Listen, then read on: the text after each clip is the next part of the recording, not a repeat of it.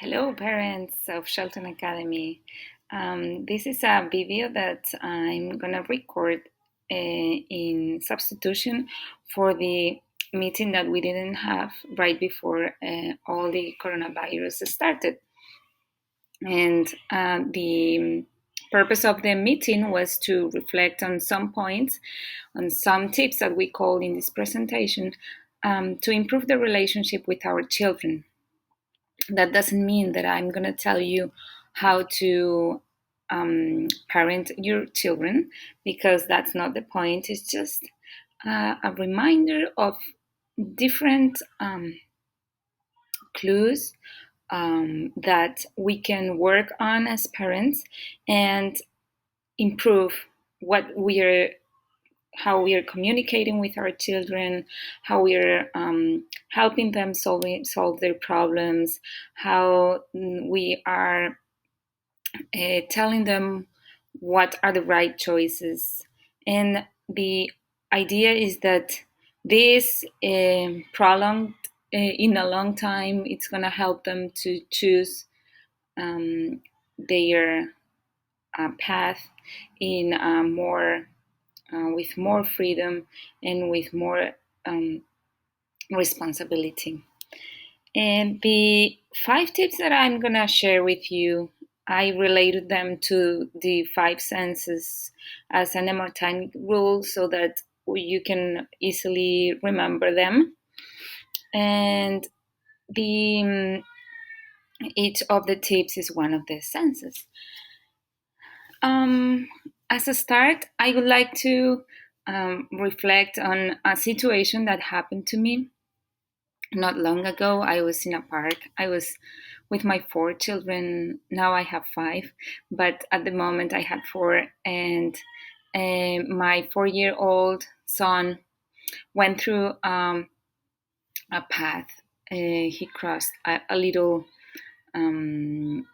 dirt path, and a lady went to him and said that he was doing something wrong. I didn't really know what he did wrong, but I thought to myself, it's okay if somebody tells him something that he's done wrong, because I think that some of the lessons in life, we don't listen to our parents, we listen more to other people. So I said, okay, it's okay, and there is no problem. But then the woman asked him where the mom was, and he pointed to me, and then she came to me, and I didn't like it that much because she was doing very uncomfortable gestures, and her face was not nice at all, and she was saying very rude things about me and my parenting and my responsibility. And that was because that path, they just planted seeds in order to have flowers, and I didn't realize that. So I was very mad. I just kept quiet and say I'm sorry, but I was getting very um,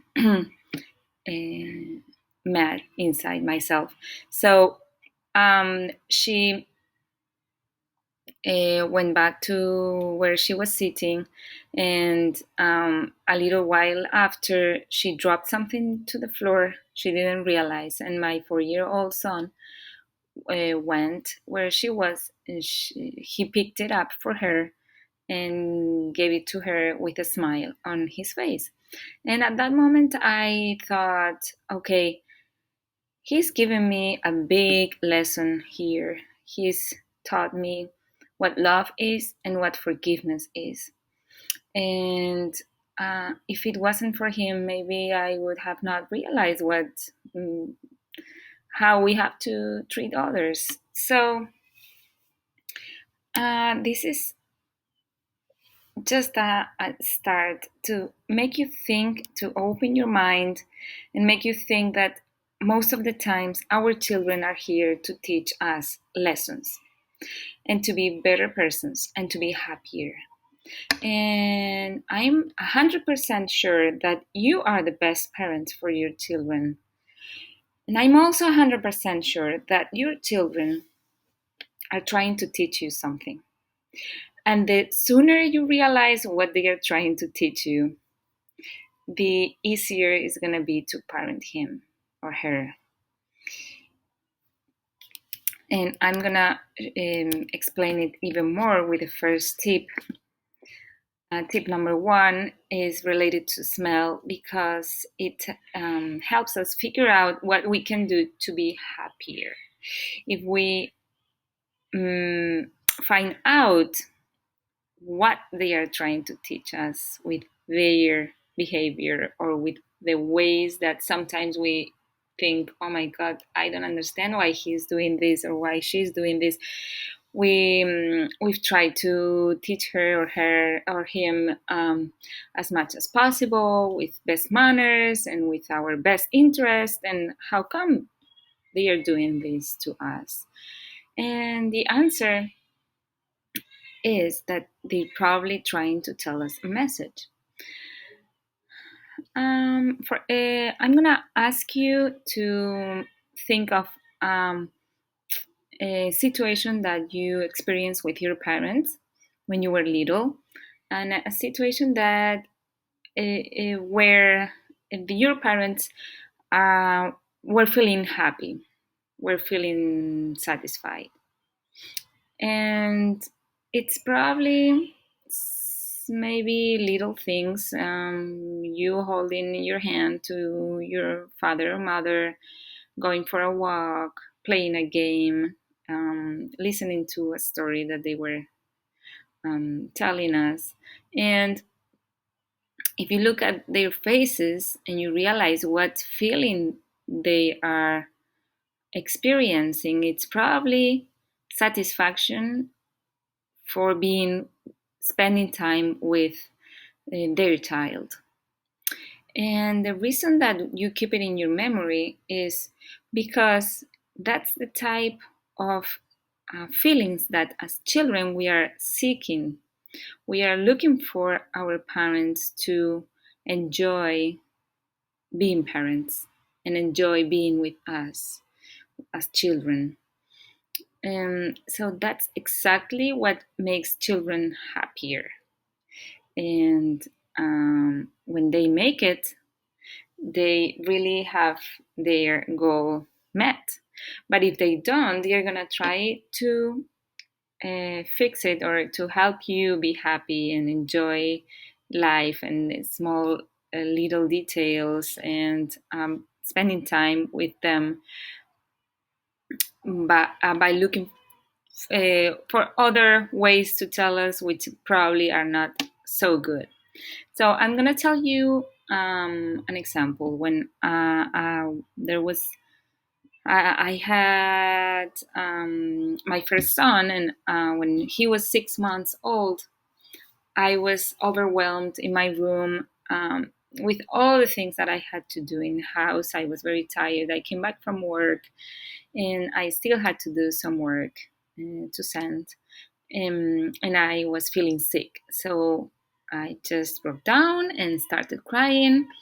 And my 6 months old son realized it. He was playing with his cars, which was his favorite game at that time. And he came up to me and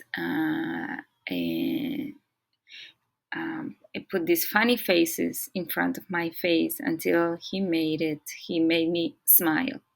That's what he really wanted. He wanted to see me smiling. And then when he was done with making me smile, he went back to play with the cars. And that made me think, okay, there should be something that I have to change here so that I don't get as overwhelmed with the house. Maybe I have to organize better the chores or whatever. So that made me be a better person, and that made me feel happy about being home. If I would have not listened to him with that, let's say, good behavior, trying to tell me something, he probably would have chosen another way.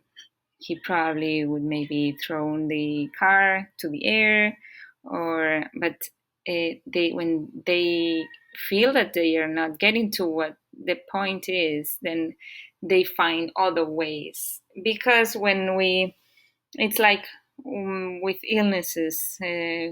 Sometimes we know that we have to stop working a little bit and to rest a little bit more, or to have fun with our family, but we keep going and working and working and working, and then until one day our body mm, just gets sick, and that's the way that finally finds to make you rest. So this is kind of the same thing.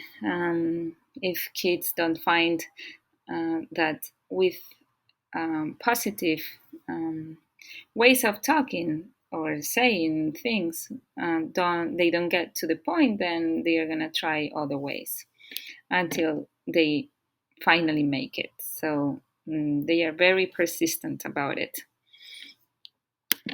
Um, and what they are really doing is telling us with a megaphone, very high and very clear, what they want from us, but not in a very direct way. So we have to use the smell and try to figure out what they are saying. And sometimes it's going to be huge, and it's going to be very loud, and maybe too loud the way they say it.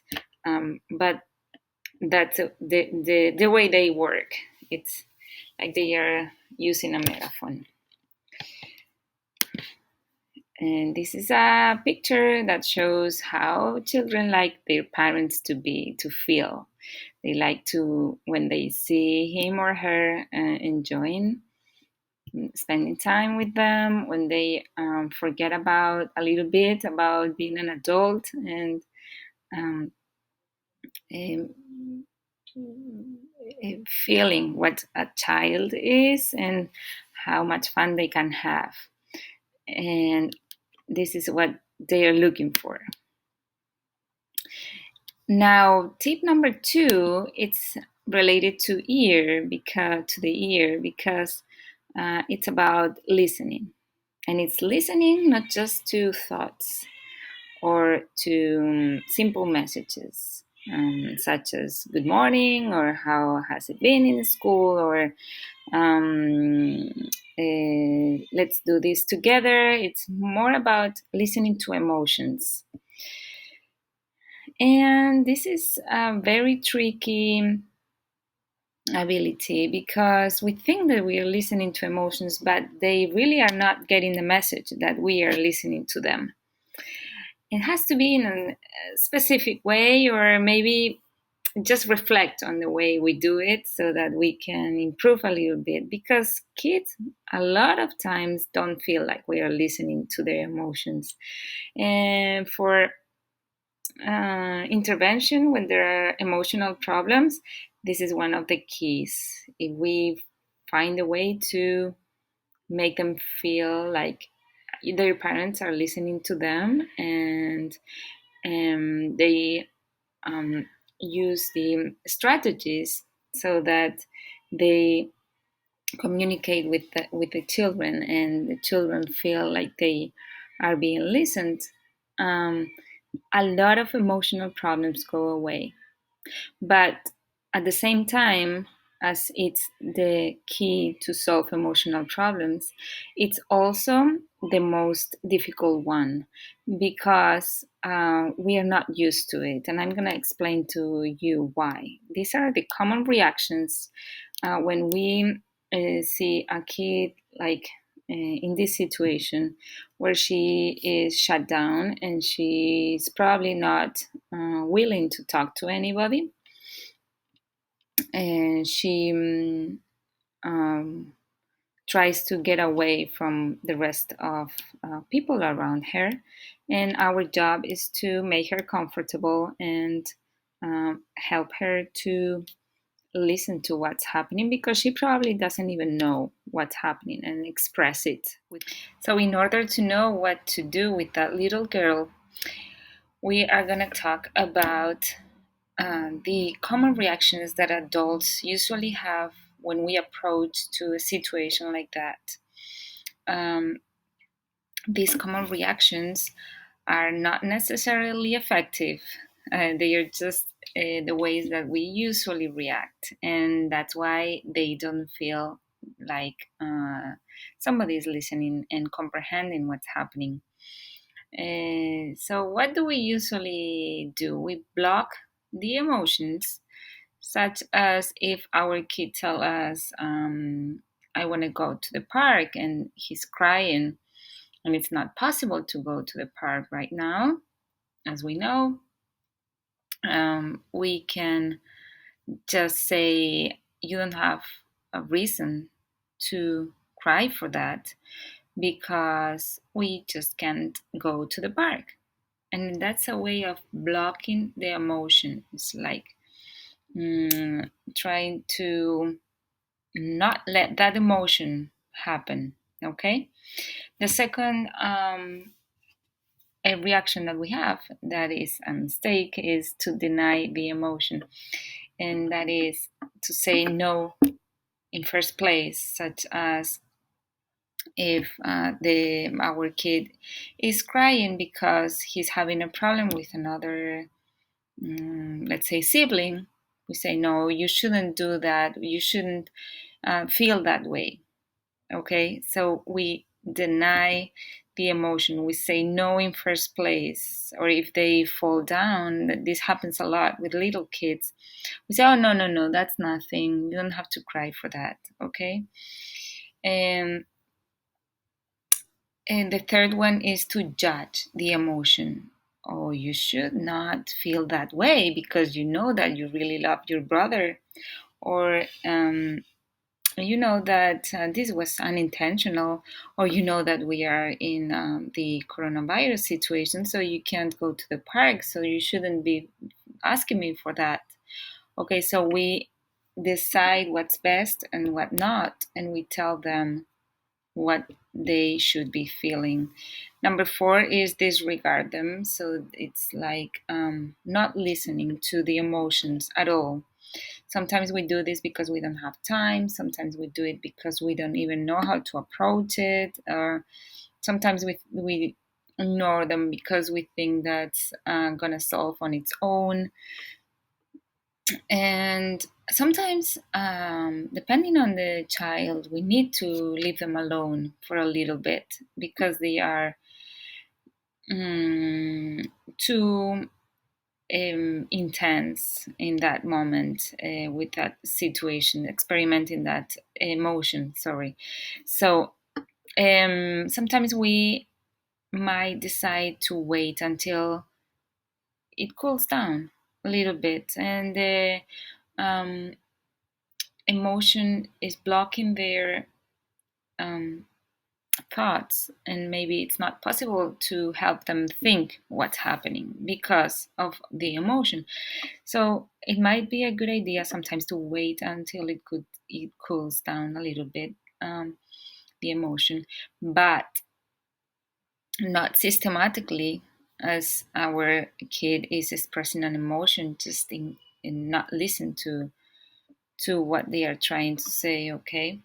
And the fifth common reaction is to give solutions. We immediately, as they are telling us their problem, their emotional problem, we say what they have to do. So if that little girl was crying because she had a problem with another classmate, let's say, playing together, we tend to say, okay, what you should do is to make turns, and so this problem will disappear. And the girl doesn't need that. Really, what she needs is somebody to listen to her and cool down with emotions, and then being able to find her own solution to the problem, because we are not always going to be there to solve the problem or to help them solve the problem. they need to learn how to do it on their own and how to manage those emotions, those intense emotions. So you're gonna tell me, okay, so what can we do? Because if we do all this and we think we are helping them, but we are not, what are we supposed to do? And the answer is very easy. We need to be like a mirror. And what does this mean? We need to reflect, to show them what they are feeling from the outside.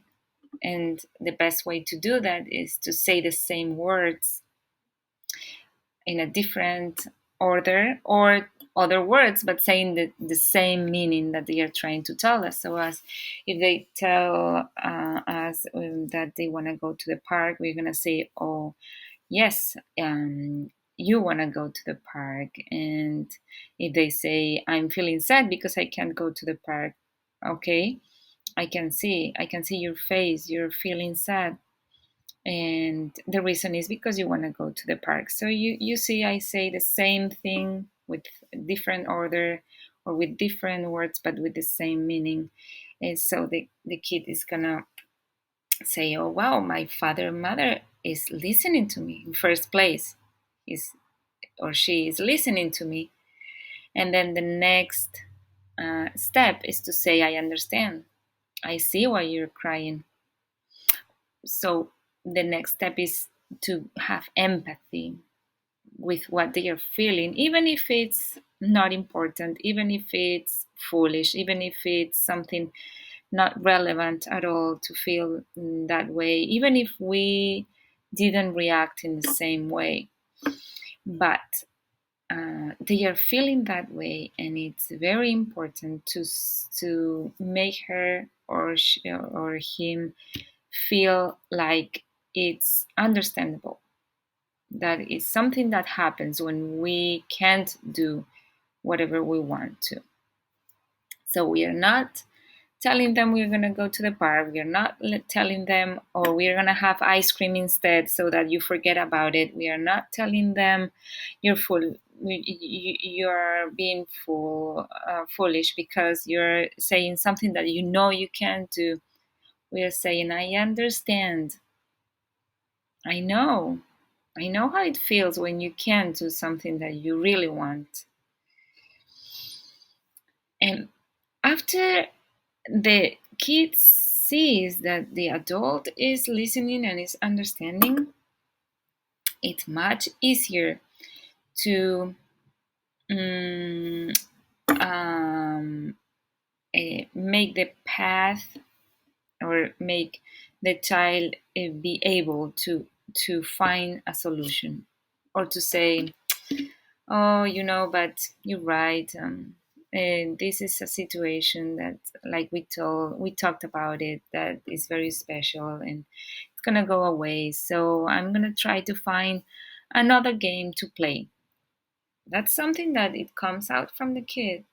But if we haven't listened, and if we haven't um,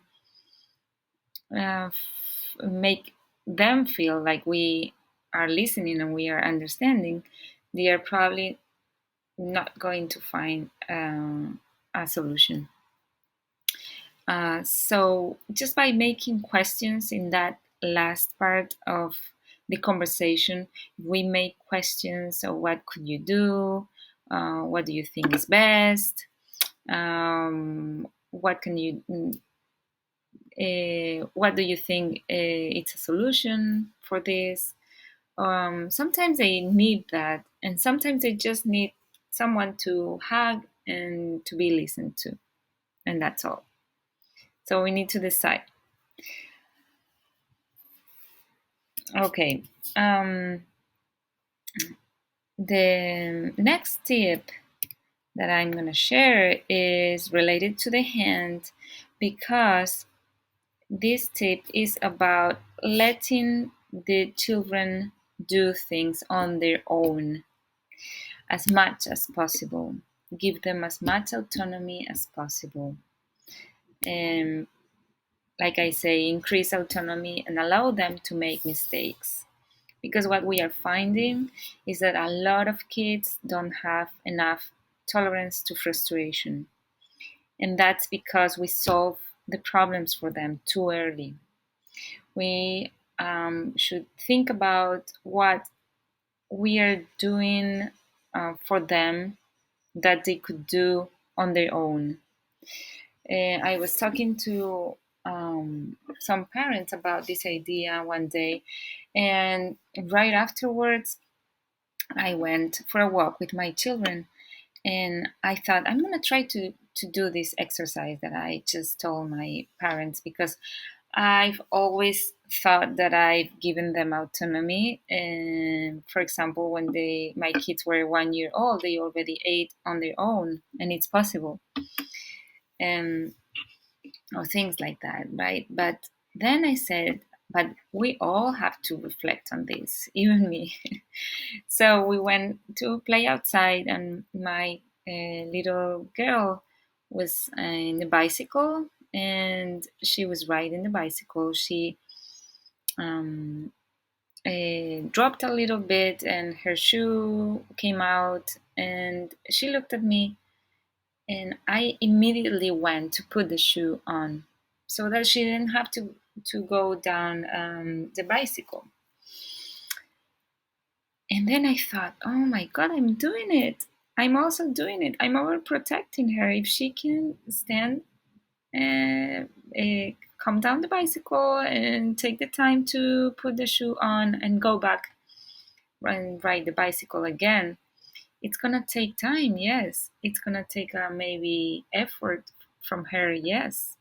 But I can't cut down that time and that effort because she's gonna feel much more accomplished if she solves the problem on her own. Um, so I'm gonna mm, show that we all overprotect our children by this example.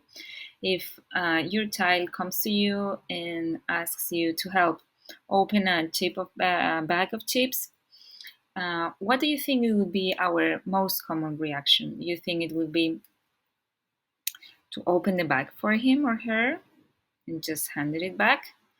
Do you think it would be teaching him or her how to open by modeling and even taking their hands and model what the movement is to open the bag? Do you think it would be explaining to them what to do, even if we have to take the risk of uh, her or him getting frustrated because they don't do it at the first time, or even if they drop everything down on the floor accidentally because they did it too hard. um, and I can guess that most of us, especially in moments that we are busy, we would open the bag and hand it back to them. So this is just proof that we all overprotect our children, and that we all have to think about what we are overprotecting too much. And the result of letting them solve the problems on their own is that they increase also the tolerance to frustration. And they learn to take longer time to solve different problems. They learn that they can do it on their own, so that means more self-esteem, more confidence. And they finally learn that their parents are there, but not to solve their problems, just to give them advice and some help if they need, but not to solve the whole process. This is a little boy that's trying to tie his shoes. And most of us, maybe as adults, we would say, oh, you can't do it, I'll help you, I'll do it for you. But then we would cut off the opportunity of that child to get frustrated, to try one time, another time, third time, and not being able to solve his problem. Mm, but maybe that's the only way that we can give our children, maybe that's the only way that we can use to make them realize that in order to get to success, they need to failure many times. And that's a very important lesson for life. I believe you agree so with that. Okay, so the next tip it's about authority. And I put a mouth because usually we communicate the discipline by giving rules, by um, reminding with words what are the options that they have, and guiding them through words also to make good choices. So let's think about the type of discipline that we are using, and if we are applying it with confidence, because many times when we have to discipline our kids, we think that we are not doing it right because they sometimes have reactions that we don't like or that we don't know how to deal with. And this is hard sometimes. Kids don't like to be disciplined, usually. Some kids do, they have no problem with that, but a lot of them, especially if they are a little bit more um, unwilling to follow rules, they are going to fight and they are going to make us believe really what we really want to show them, or the way that we want to show them. They are gonna make us think if it's important or not, if it's the moment or not, and it's very challenging for parents sometimes. So we need to think about it, to be confident about what we are doing, and reflecting on them that we are sure and we are not going to change our perspective, um, even if they challenge it, even if they don't agree with it. So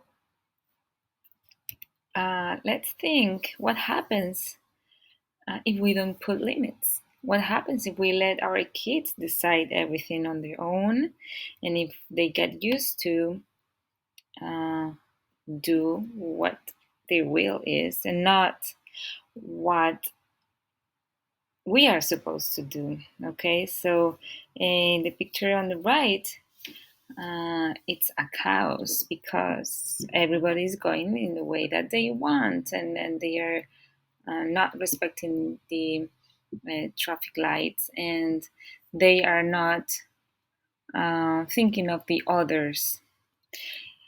So that way of ruling a house or a family or a street or a society leads to chaos. And this, we need to really remember it, because they children have a way to convince us that it doesn't matter if they eat now or if they eat at lunch. It doesn't matter if they do homework when they have to do it or if they do it later at night. It doesn't matter if they watch TV at one moment or if they do it another, or more time, less time. And they try to convince us that is not relevant.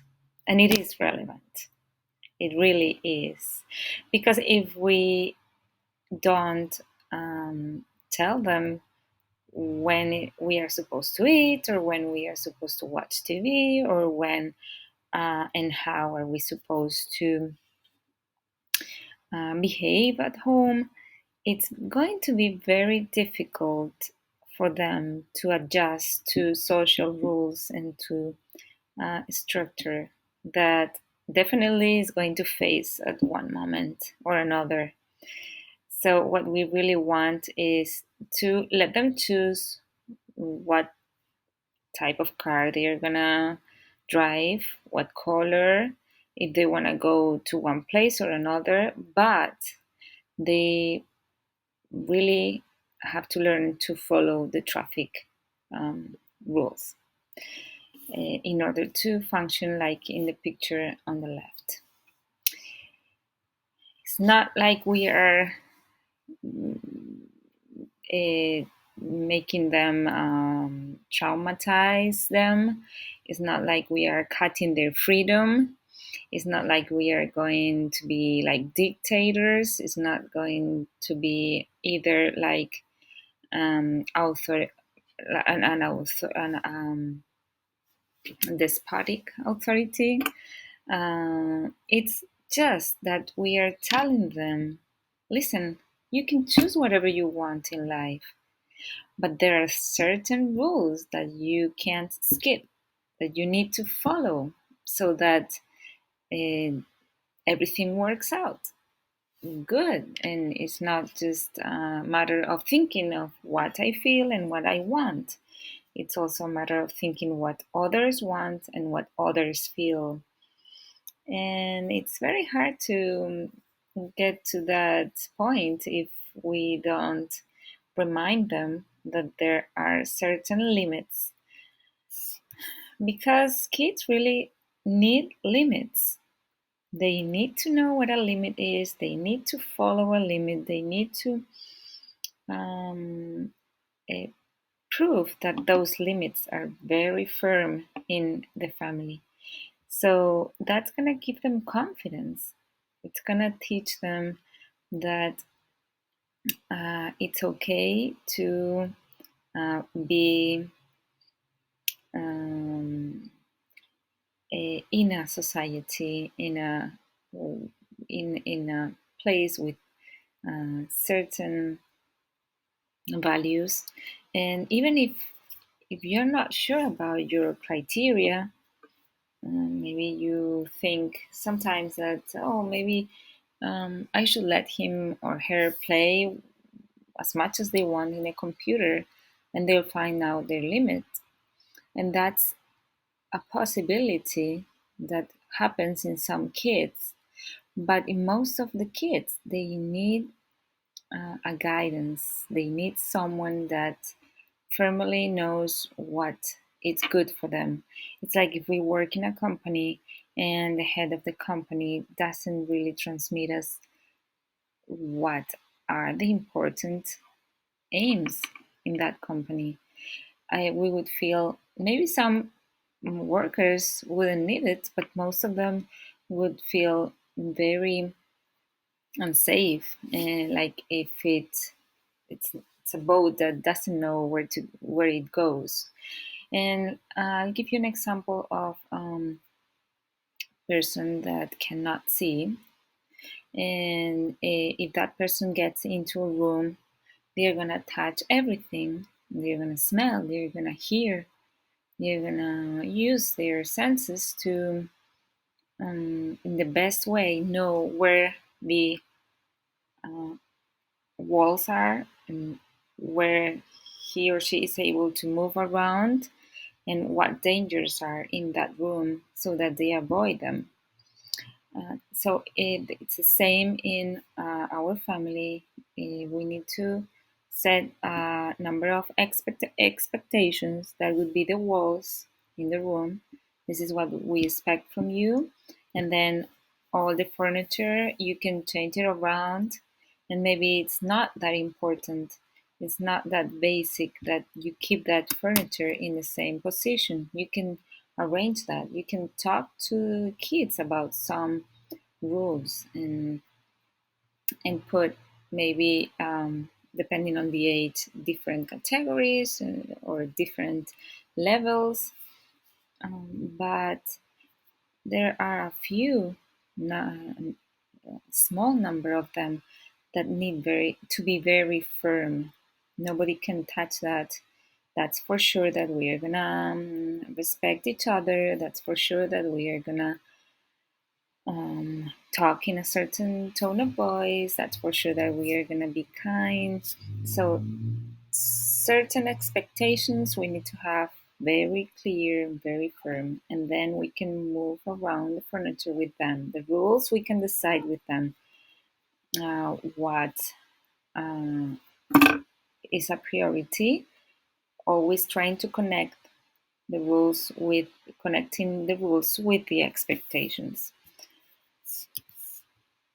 The last tip that I'm going to share with you, tip number 5, it's related to the eye because it's what we see in our children, what we are focusing on what they are doing, because most of the times we are like policemen that's watching if they are following the rules or not, if they are doing the things right or not, and we correct when they don't do things right. And so I'm gonna propose you to make a shift in the um, whatever you observe in your children, and try to observe as much and positive behavior as possible. If we focus on the positive behavior, I guarantee you that your children are gonna find out what we want from them and what's best from them, um, as at the same time as they are feeling good with themselves and with our parenting style. So, why don't we try to think about how many times we correct them in a day, and how many times we say, "Hey, you made your bed in the morning right when you woke up," or "Hey, thank you because you helped me to clean up the mess that I made." And little things like that, if we are concrete, if we say in specific words what they did right, that is the best way for them to discover what we really are trying to teach them and what we are expecting from them.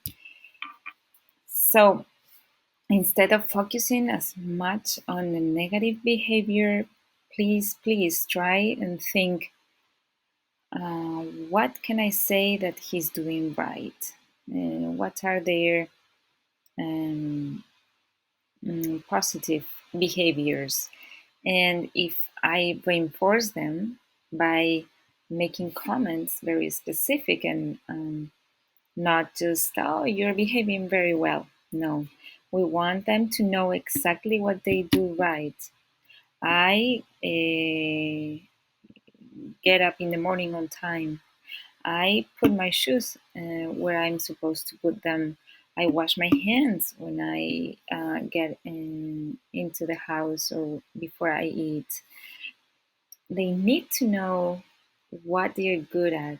If they can't tell you what they are good at in a specific manner, is because we are not promoting positive behavior. We are focusing more on what they don't do right, and this influences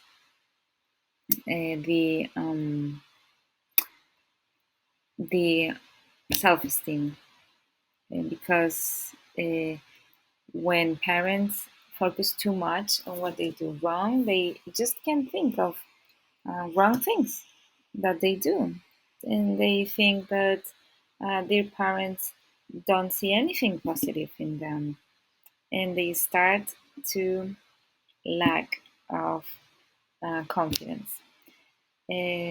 So these are all the tips that I wanted to share with you. Um, and the most important goal that I had was just to throw you a few ideas that can make a difference in your style of parenting. Reflect on them and just open your mind and try to implement some of the changes for good, so that you can impact positively your family.